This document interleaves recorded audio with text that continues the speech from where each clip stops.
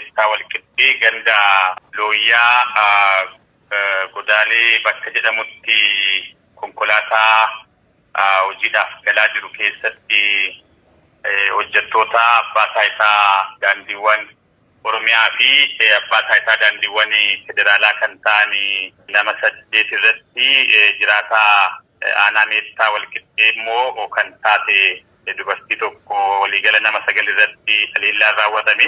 Kuni kan raawwate kaleessa jechaadha. Kaleessa sa'aatii 12 walakkaa irratti haleellaa kana kan raawwate maqaa garee abaa'oo shaniitiin naannoo sana keessatti gareen tokko kan sochootu jira. Isaaniin gochi kun kan raawwate jechaadha. Hundi isaanii laga urgaa kan jedhamutu jira.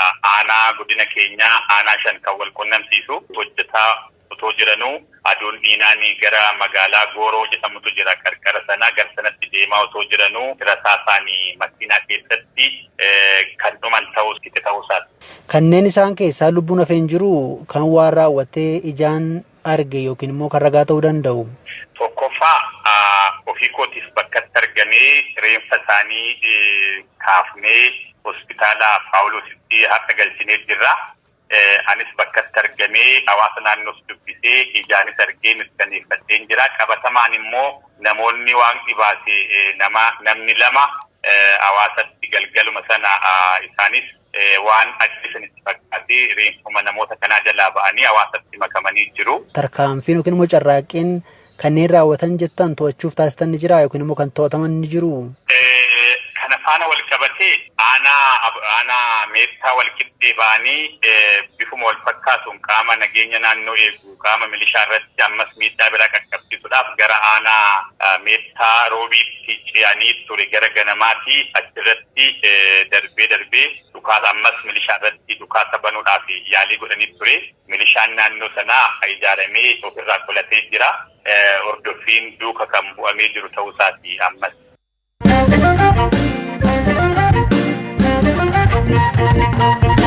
Oduudhuma wal fakkaatuun hidhattootni mootummaan shaneettiin jechuun shororkeessaa jedhee farrajee lammiilee Afgaanistaan 2 aanaa mana Sibuutti ugguruu beeksisan. Gareen hidhattoota waraana bilisummaa Oromoo uggura akkanaa raawwachuu isaa yeroo beeksisu kun yeroo lammataati. Qondaalli mootummaa dhimmichi irratti gaafataman garuu taateen kun raawwachuu haalaniiru. Firaafolii Dhugaasa.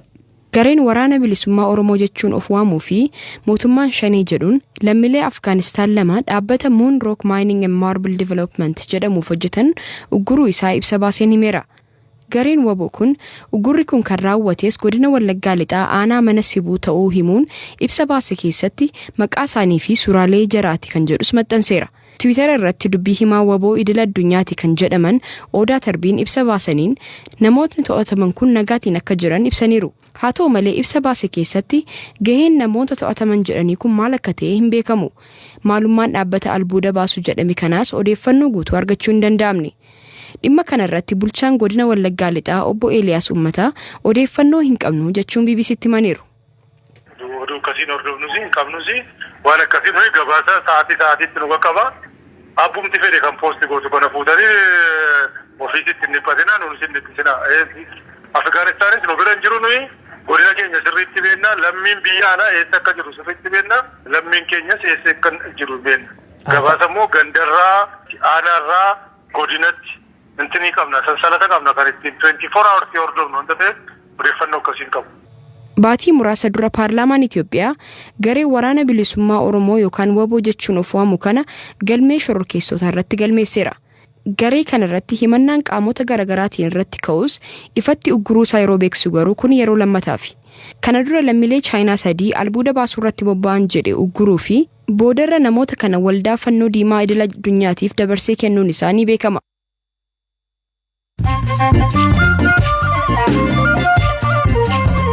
Dhaggeeffattoota gidduutti immoo odeessaalee gaggabaaboo muraasa. Koomishiniin mirgoota namoomaa Itoophiyaa tibba filannoo biyyaalessaa Itoophiyaa wiixata dhufu gaggeeffamutti dhimmoota mirga namoomaa taajjabuuf iyyata galfatullee boordiin filannoo biyyaalessaa gaaffii isaa kan fudhanne beeksiseera. Koomishinichi qaamoleen filannicha akka taajjabaniif hayyamameef keessatti akka hin hammatne ibsuun taajjabuu hin danda'u jedhamu ibseera. Dhaabbanni Facebook Itoophiyaatti fuulawwan akkaawuntiiwwan neetwoorkiin hojjetan akkasumas gareewwan eenyummaan hin mirkanoofne duubaan dubbii ololaa gadhiisaniif namoota burjaajessan jedhe haquu beeksiseen qorannoon gaggeeffameen akkaawuntiiwwan feesbuukii 65 fuula feesbuukii 52 fi garee feesbuuk giruup 27 fi instaagiraamii 32 haqamaniiru. Dhaabbilee kana duuba maqaan tika biyyaalessaa Itoophiyaa ka'us dhaabbatichi himata kana keessaa akka harka hin qabnee fi murteen feesbuuk akka deeggaru ibseera. Odeessaaleen kanuma.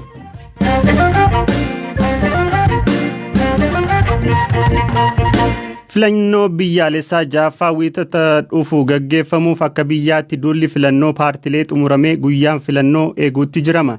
Jiraattonni magaalaa Amboo filannoo kana ilaalchisee qophiin isaanii maal fakkaata? Miirri magaalaa Amboo jiru hoo jedhee waa'ee lakkoo ammayyuu itti aanaa kan magaalaa Amboo jiru bilbilaan dubbiseen ture. Guddaa galatoomii Galaana Amboon nagaa qabdi guyyoota 3 tokkosuma bullee uummata dubbisaan ture. Magaalaa keessa gabarjaan inni filadhaa jedhu keessumaa kanuma paartii badhaadhinaatiin argee bakkeewwan magaalichaa darbeetti akka guddatee mul'atutti kanneen dorgoman maqaan isaanii fi gahee barumsaa isaanii dabalatee babarraa'ee argeera. Duuluma filannoo kanaa wal qabates immoo dheengadduma kanaa Teedem Yuunivarsiitii Ambootti duulana filadhaa taasisanii turan paartiin biyya bulchuu hooggantoonni naannoo Oromiyaa irraa dhufanis kan federaalaa irraa dhufanis argamanii turanii gara kuma uummata hedduu turmaate kanneen farda qaban dabalatee qondaala paartii biyya bulchuu gaafadheenaan gara nama 30 taa'edhanii tilmaamanii akkan taajjabettis garuu uummanni baay'eedha magaalaa keessas istaadiyeemii keessas uummanni taajjabe baay'ee natti fakkaata. Tole jiraattota dhiyeenya magaalaa Ambootti ergaman carraa dubbisuu qabaatteetta miirri uummatni magaalichaa filannoo kanaan wal qabatee qabu maal fakkaata? Dubbiseera jiraattota dubartootas dhiiras maanguddoos egaa namuu yaada garaagaraa qaban kaan akka galmaa'aa fi filannoof akka qophaa'ee dubbata warra kaan immoo filannoo maaliiti kuni qofaadhuma dorgomuu warra jedhanis jiru warri immoo kaardii akka fudhatanii fi otoo warra taanis immoo morkattoonni hirmaatan gaariidha warra jedhanis jiru. Qophaa'eera ani karaa koo qophaa'eera filannoodhaaf zigijuudhaan kanaaf nan filadha kan naa ta'u kan na barbaachisu nan filadha. Paartileen mormitootaa kan naannoo Oromiyaa KFO, ABO isaan kun paartilee mormitootaati ture. Duraanis filannoon dur darbisuun haqa qabeessa ta'uu haa baatu malee filannoo sana keessatti paartileen hirmaachaa turan jiru. Garuu amma paartileen sun filannoo kana keessatti hirmaachuu hin dandeenye. Maaliif akka isaan hirmaachuu dhaban gaaffii guddaadha. Kanaaf filannoo marsaa jaffaa adda isa taasisa. Ofii paartileen magaalaa Ambootti filannoo kana irratti hirmaatan kan biroon jiru dhaaba badhaadhinaan alatti wanti ilaalte wanti sochiin addaa taajjabde. Paartiidhuma biyya bulchu paartiidhuma badhaadhinaatu dorgoma. Magaalaa Amboo keessa kan hin taajjabe akkuma magaalaa yookiin immoo naannolee bakkeewwan Oromiyaa kaanii jechuudha. Garuu maali fakkeenyaaf Amboo keessatti hoogganaan biiroo aadaa fi turizimii Oromiyaa obbo Kabbada Deessisaa fa'aa akkasumas immoo Shawaa Lixaa keessa Gincii irratti pirezidantiin bulchiinsa mootummaa naannoo Oromiyaa fa'anii dorgomu. Addatti garuu kan arge maali wanciitti namni dhuunfaan dorgomu illee ni jira.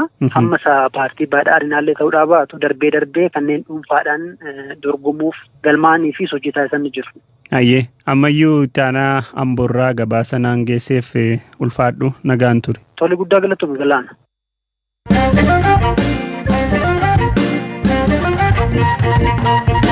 Godina Gujii Lixaa keessatti jiraattotni aanaa Bulee Horaa BBC'n dubbisee caasaaleen gandaa mana naanna'uun osoo guyyaan filannoo hin gahin kaardii filannoo uummatarraa guuraa jiru jedhan.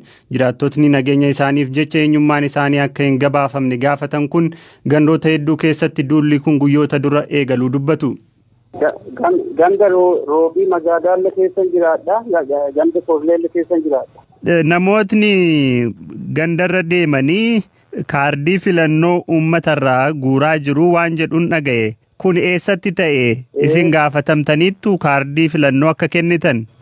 Anis gaafatameera. Anillee gaafatameera garuu ani magaalaatti lakkisee dhufeera qabadhee dhufee ani kennine nagaan fuune nama dhibiirraa guurame ganda afur ammallee ganda karaa roobiillee cufarraa guuraneerani. Roobii Gaalee Malkaa Magaadaa Raaroo ganda jedhamu kana cufarraa guuranii leessaneerani. Tole eenyu kan guuru? Caasaa gandaatti ampulii filatameera amma yeroo guyyaa sanii fi adiin waan ka'uufi isin amma akkuma kanaan deebisaa kennanii caasaa gandaatti guuriisan jira amma. Sababa maal jedhuun irraa guuraa jiran?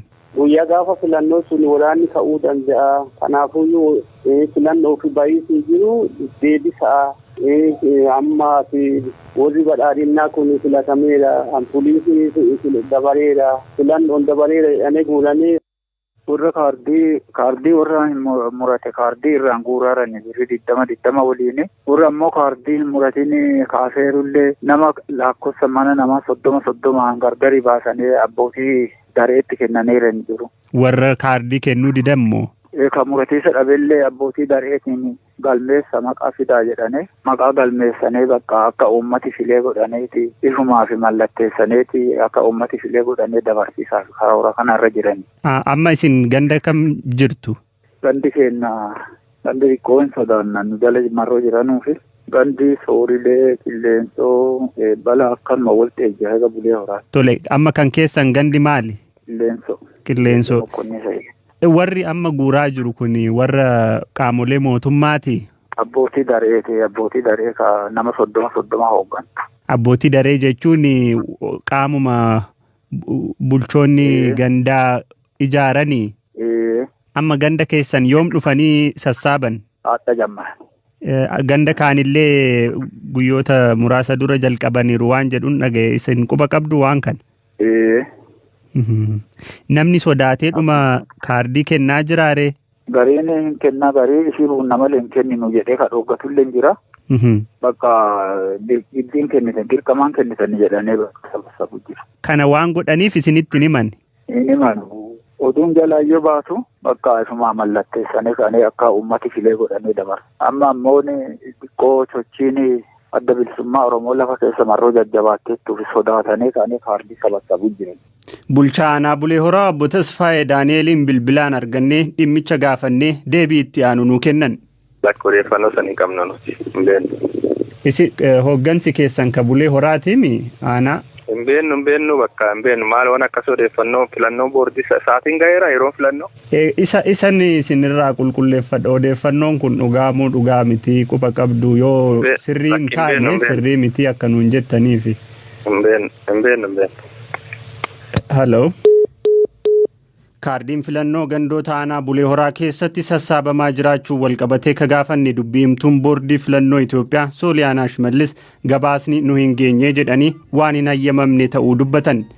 Dhaggeeffattoota keenyaa qophiin har'aaf jennee qopheessinas asumarratti goolabamaa qophii kana ka qopheessite Firaafolii Dhugaasaa tooraan kan isin biraan gahaa ture Galaanaa Balaay waan hordoftaniif hedduu isin galateeffannaa odeessaalee amma caqastanii fi odeessaalee biroo hedduu fuula feesbuukii keenya irraa argattu fuula feesbuukii keenya akkasumas marsariitii keenya BBC dhaqxanii ilaaluu dandeessu waan hordoftaniif irra deebinee isin galateeffannaa horaa bulaa deebana.